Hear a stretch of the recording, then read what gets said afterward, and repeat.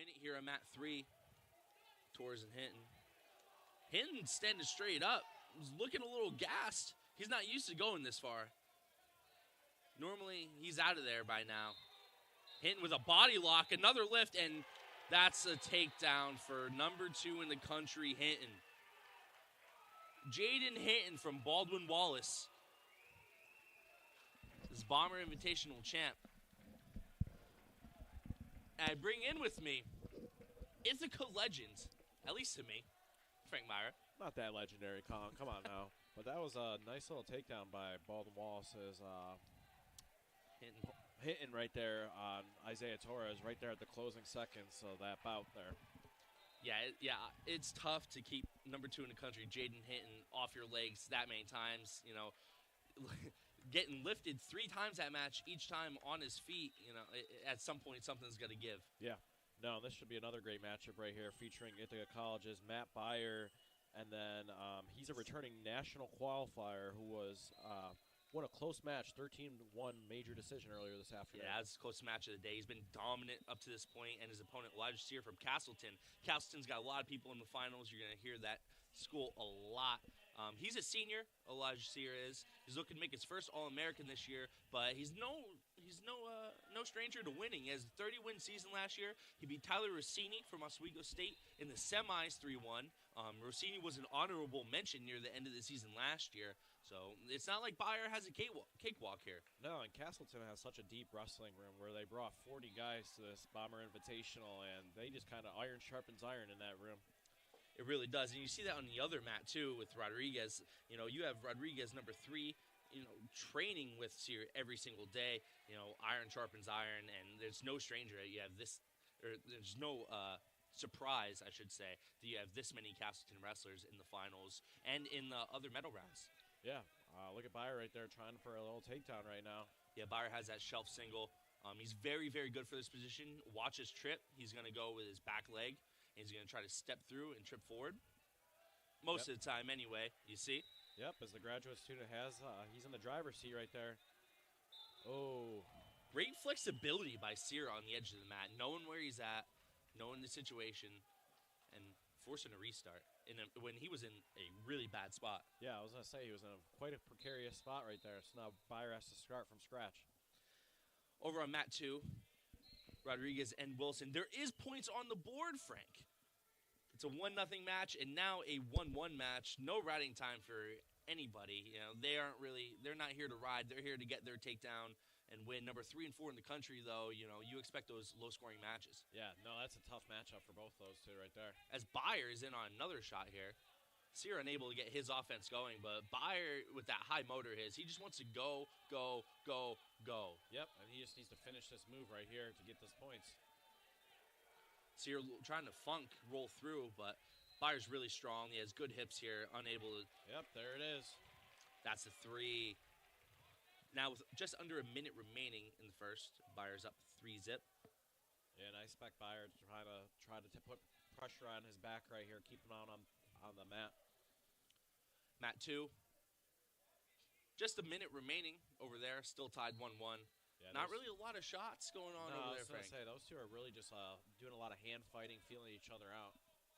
They're familiar opponents, have wrestled before, so they do know each other, and that might play into that a little bit. But you would expect with just under a minute remaining, we're going to see them start shooting off some type of opportunity. Yeah, no, they're going to have to go for their shot, especially it's in round 3, right? Yep, third period. Yep. We see on mat 3, wrestlers are on their feet, Sear with an escape, and he's in on his first shot of the match, but Byer on the edge with under 10 seconds remaining. Yeah, it's going to be really tough. He's going to have to just defend this out for these last 4 seconds.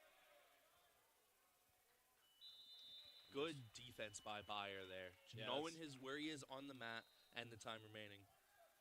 That's very sound, like you said, Colin. And then over there on mat 2, there's 13 seconds and counting. Let's see if one of these two can take their shot.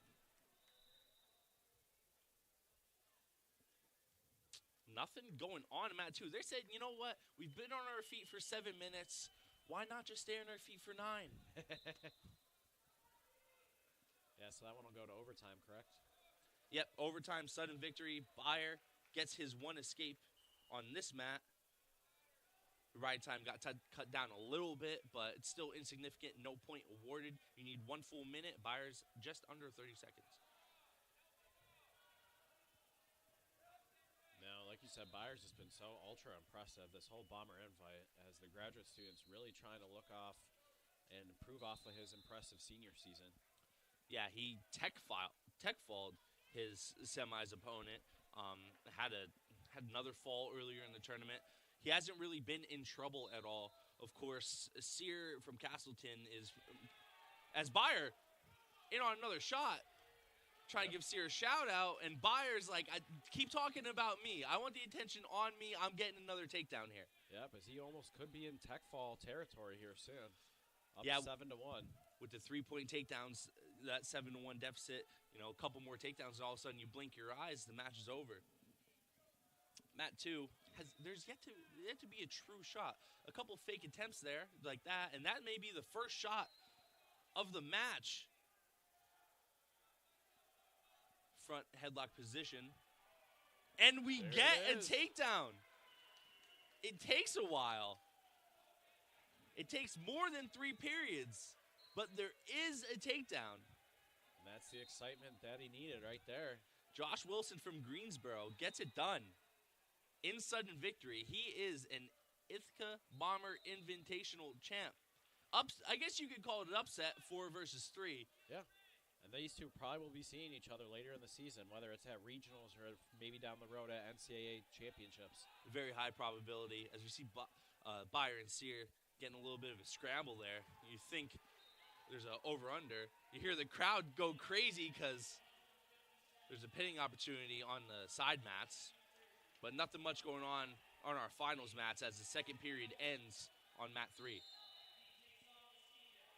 Yep, as at the end of that second period right there, Byer now has a 7-2 lead. And now going on mat number 2 would be the 157-pound weight class.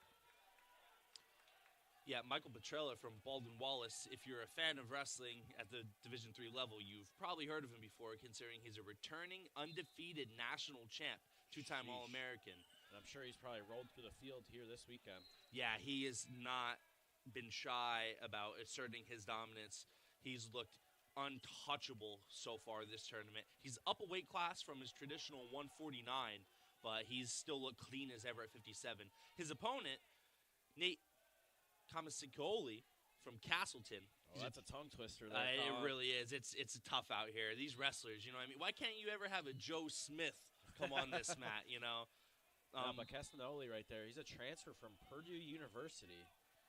Yeah, he had a winning record in Open, so it wasn't like he wasn't competing at that level with that winning record. He's unranked currently, but he did beat number 8 ranked Wentred Pierre Lewis from Ithaca College in the semis to get here in a thrilling match.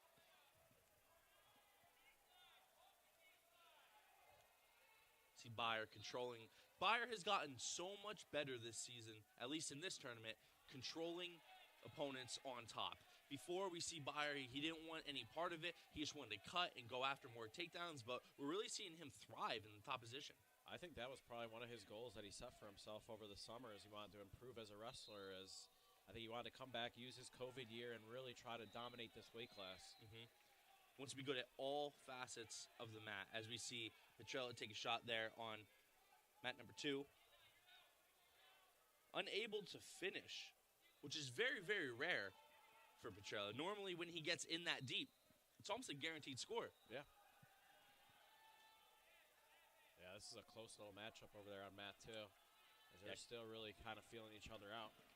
I noticed in Kamascioli's bout against Pierre Lewis, is his defense is really, really sick. As Byer is able to defend the gator roll. Yeah, that's really impressive right there by Byer at the end of the round, as he gains 3 more points right there against the Ithaca faithful, all cheered up. Byer, the hometown hero, winning his first Ithaca Bomber Invitational. And wow, did he did it in style. That final match, 13-3, not including the riding time point that he's going to get. And what do you have to say about that performance, Frank? Yeah, that was ultra impressive, as Byer wins that one 14-3. And Marty Nichols on there is also fired up for his 150 or no, excuse me, 147 pounder. Yeah, and Nichols must be excited too. Bouncing back after that 33 loss with Torres, that's kind of a heartbreaker. You lose a close one against, someone that if Torres beats Hinton there, it puts him in amazing position in the rankings and probably seeding later on.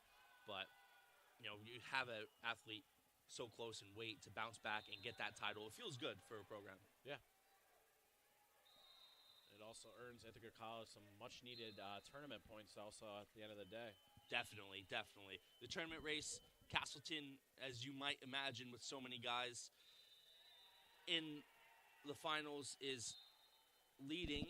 As I say, Castleton in the finals. We have 165 here on mat number 3. Another Castleton wrestler, Nicholas Roger. He's a grad student. He's a veteran, won plenty of tournaments and matches in his day. Not currently in the rankings. That might be because he's a grad student, as normally happens. And his opponent is ranked on G3 Wrestle, Hunter Kupnewski. Yeah, those first week of rankings are really tough to kind of look at and seed them out, as sometimes there are wrestlers that you're not quite sure if they're returning to school. Sometimes wrestlers are listed and they don't actually return to the school, so... Truly, especially you don't know injury designations or anything like that from behind closed doors practices. So that first set of rankings is really up in the air, and you don't truly know the scope of D3 wrestling, because kind of unlike D1, where kind of know, at least in that top range, if someone's wrestling, how healthy they are, and the type of season that they're going to have.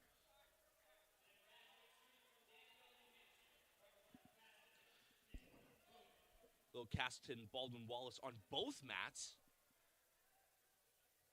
It's quite an interesting pair. I mean, as coaches, it's a good problem to have when you aren't able to watch every finals match because your other's finals match is going on. Yeah, no, that's also great to see. As we see the first takedown on mat 2. Who could have guessed that Petrella would be leading this one, the returning national champ? Up 4-0 as time winds down in the second, 40 seconds remaining.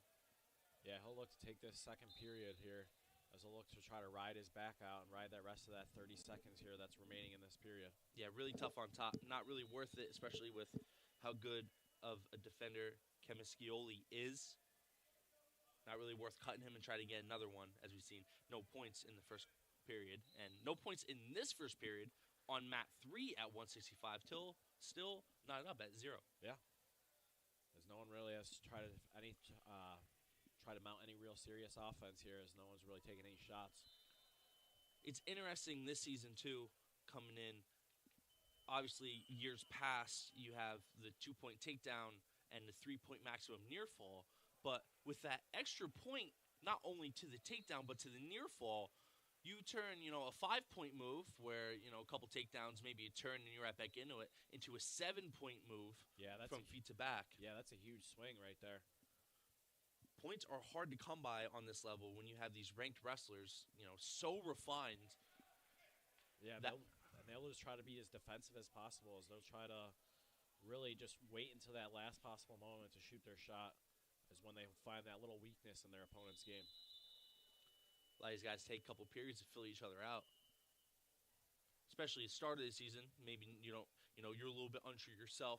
Some things you've been working on, you're not sure how it's going to translate. We see on mat 2, Petrella has racked up riding time. He's over a minute there, up 4-0. There's a minute and 40 remaining.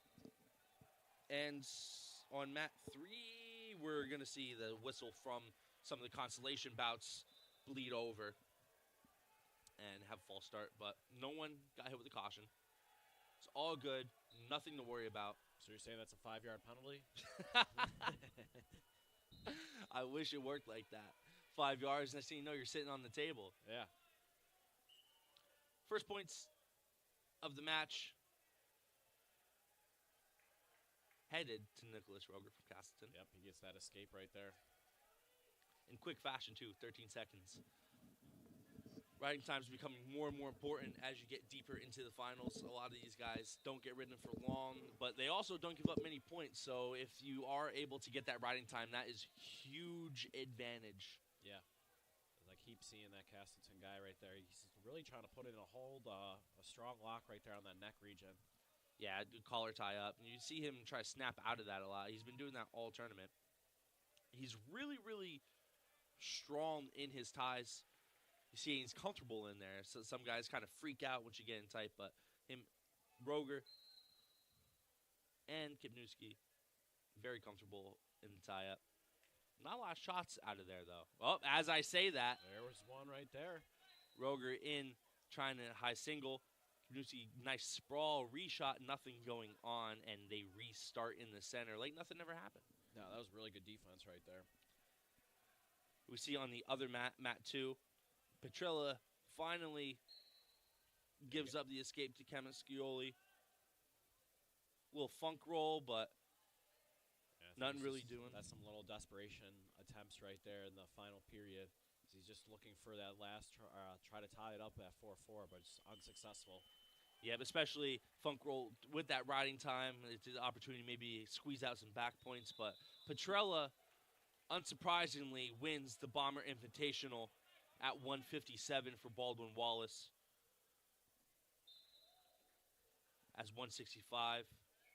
The Castleton-Baldwin Wallace rivalry is still alive and well as the second period ends. Yeah, this is another real close matchup. Unsurprisingly, Roger has it 1-0 right now. Kipnewski is going to choose bottom, trying to get that escape. Roger is going to hang on for dear life here, try to squeeze out a riding time point. Unable to do so. Yeah, that's a quick escape right there. I don't think that was as planned as for Roger. Roger seems a little bit unfazed by it, almost like that was his plan all along. Though, as we might expect, his coach wasn't as excited about that. Mat 2, there is another final. Desmond McLaughlin from Castleton. Castleton again, like, what a tournament they've been having. Yeah, like I said, they have a real deep wrestling room, bringing in 40 guys here, and it really shows at the top end also that they have talent. Springfield, a young team, not quite as established this season, but you know, last year they had a lot of guys in the finals. Jake DeGuire from Springfield, he's number 2 seed, pinned his way to the semis, and then he won a close decision, 3-1. We see some action here on mat 3 with a minute left. But no points to be had. And a go behind from Roger. It's unable. Kipnewski's really, really, really strong. Yeah, that was a strong defensive move right there to keep this one knotted at 1 point apiece. Roger with a shot from too far away. Nothing doing there. You see his corner a little bit upset. Oh, my God. And on mat 2, we have a headlock.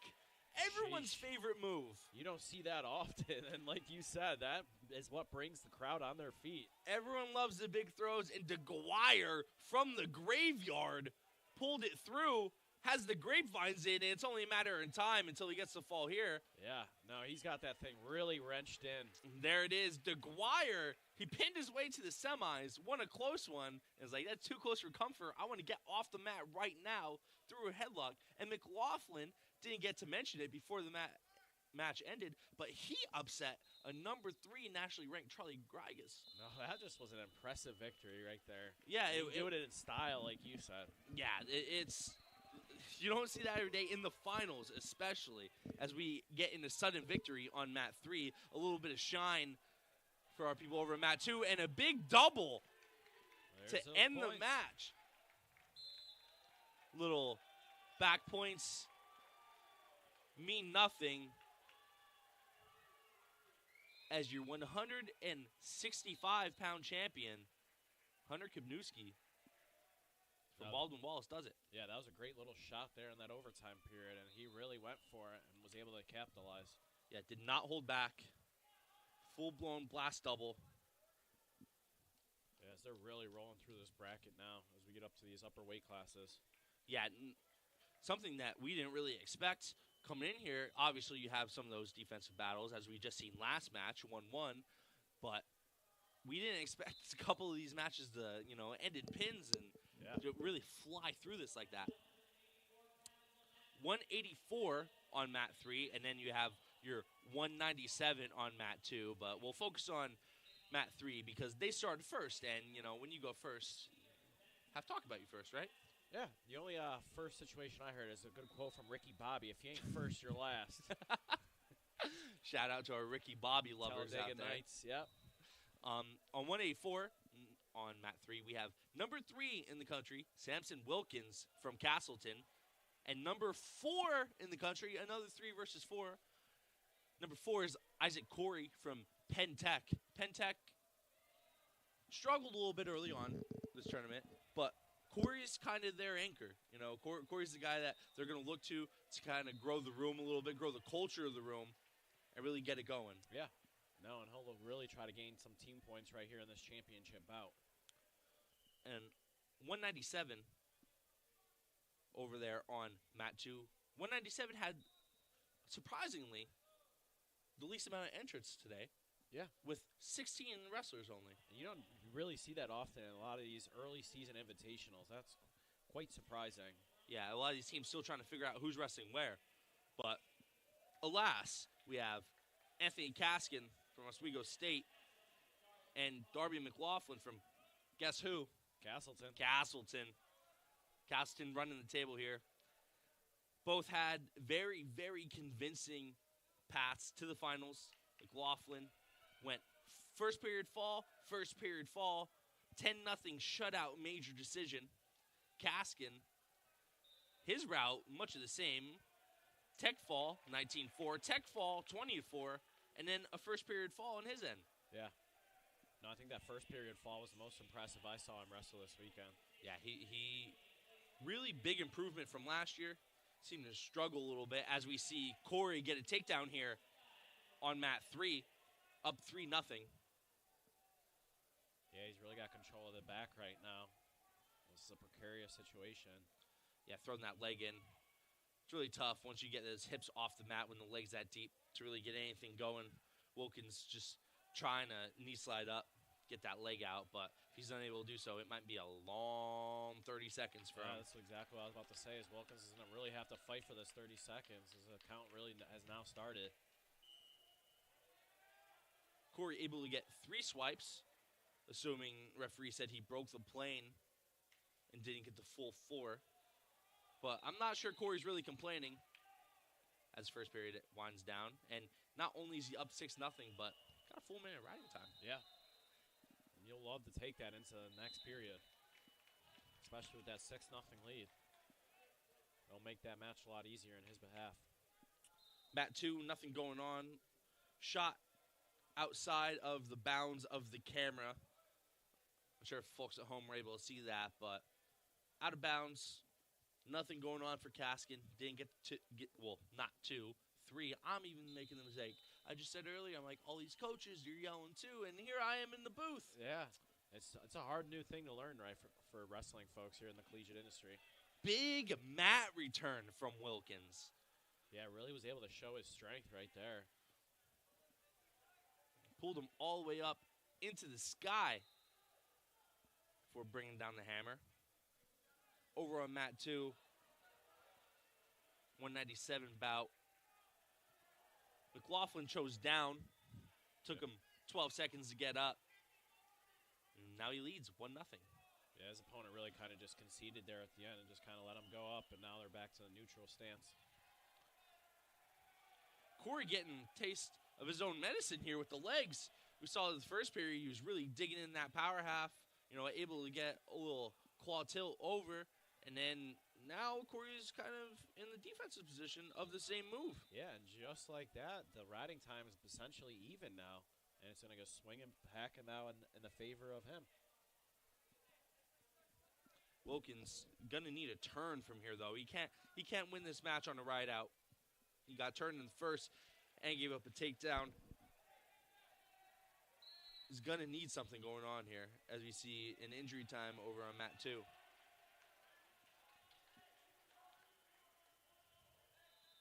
As much as it is painful for Corey in terms of winning the match, he's not really going to get hit with a stall here because Wilkins has a pinning combination in, and they call potentially dangerous, as your elbow can't really bend that way.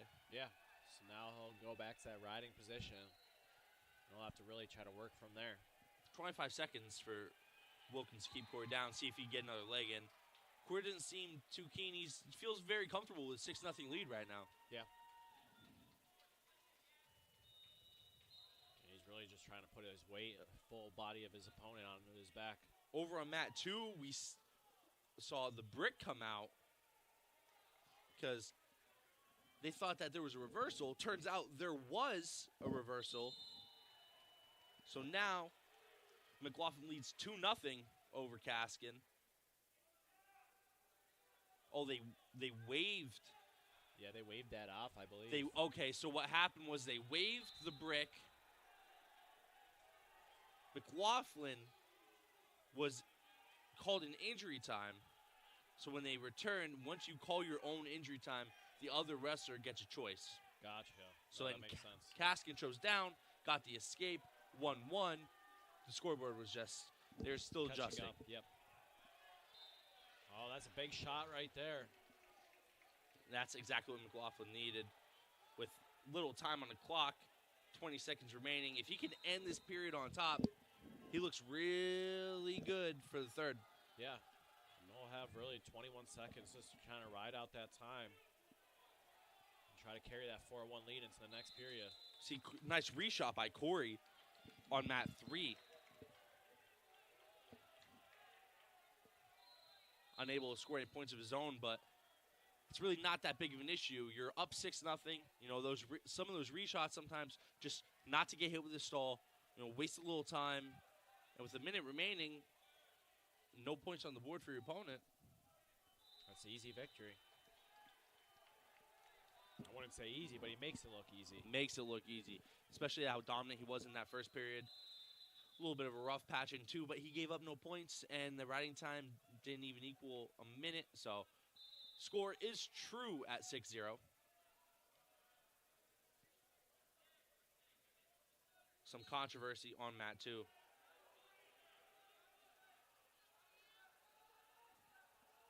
McLaughlin still leads mat 2, 4-1. Corey with a nice cross ankle pick. Cale Sanderson style, but unable to capitalize. Wilkins, good defense, knows the brevity of the situation, has to go right now. Yeah. That's what I was about to say, as Oswego State's head coach right there is really trying to fire his wrestler up. Yeah, mat 2.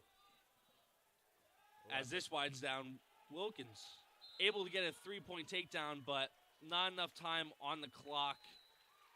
Does not matter. Isaac Corey, Yeah, Tech, he's got his whole team down there cheering him on with that win. able to do it. Another quote-unquote upset. 4 overtakes 3. And that was a fun one, Frank. Yeah, no, that was an entertaining bout right there. Cycle our attention to mat number 2 right now. Kaskin, he has to stand up here. Time running out. You need more than a reversal. But, you know, McLaughlin just racked up that riding time. He's up essentially 5-1 right now. You know, he's really comfortable. This is a great ride.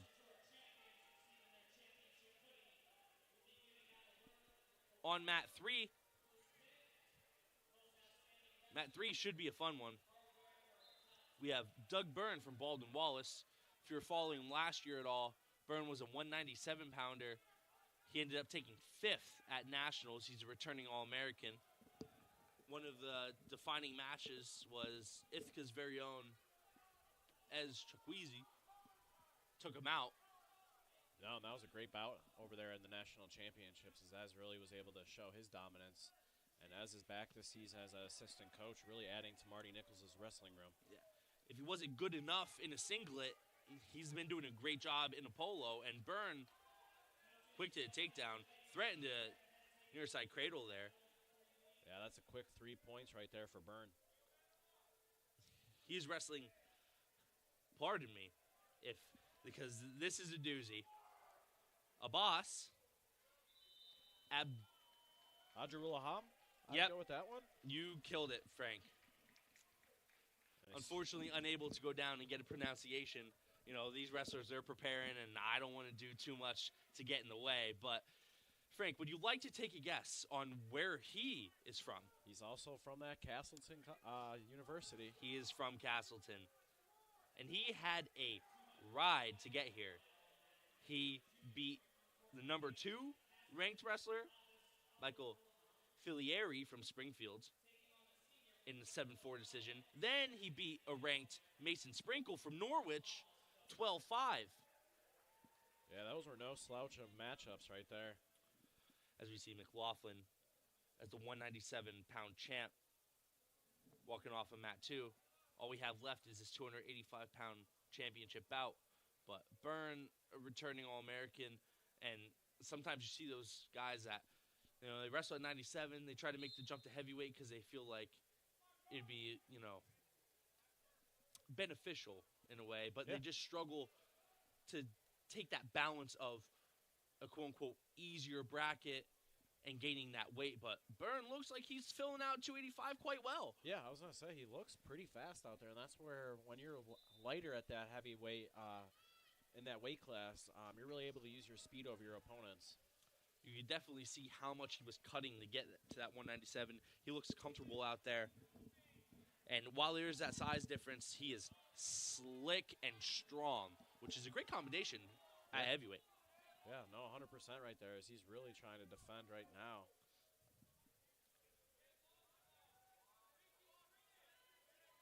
Abbas trying to take a low single, unable to get anything going. Byrne too quick, saw it from a mile away. Now Byrne leads 6-1 as we wind down with 20 seconds left in the first period.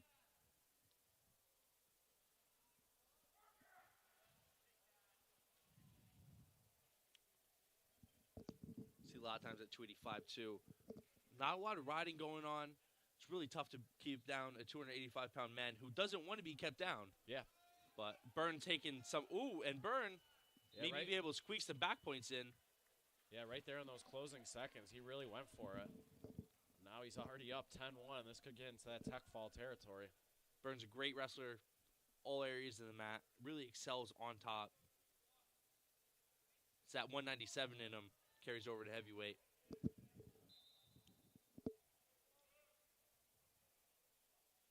Boss gonna have to try to make something happen. Nice drag. Try to stay outside. Byrne just a little bit fast. Side steps out. Watch for Boss to maybe try to dig an underhook here. Try to look for some big throw. Yeah, what would you do to him being down right here to call on 10-1 if you were a Boss? I mean, Byrne.